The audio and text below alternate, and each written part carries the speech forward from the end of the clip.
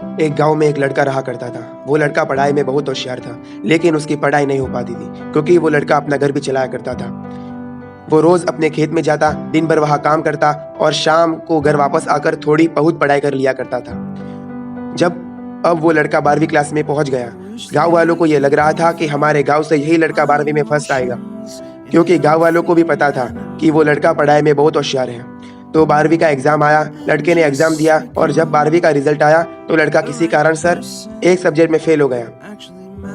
जब गांव वालों को यह बात पता चली तो सारे गांव वाले उस लड़के को ताने देने लगे और उसका मजाक उड़ाने लगे। वो जब भी अपने घर से खेत की तरफ जाता तो उस रास्ते पर उसे जितने लोग मिलते सब ताने देते थे।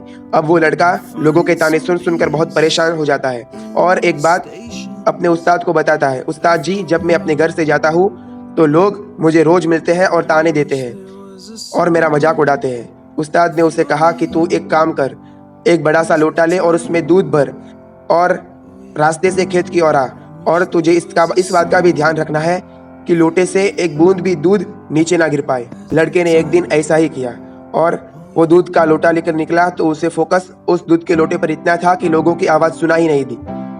वो इतने ध्यान से उस लोटे को लेकर चल रहा था कि उसे लोटे से दूध का एक कतरा भी ना गिरे। इसकी वजह से लोग उसे जितने ताने देते थे उसकी आवाज सुना ही नहीं दी।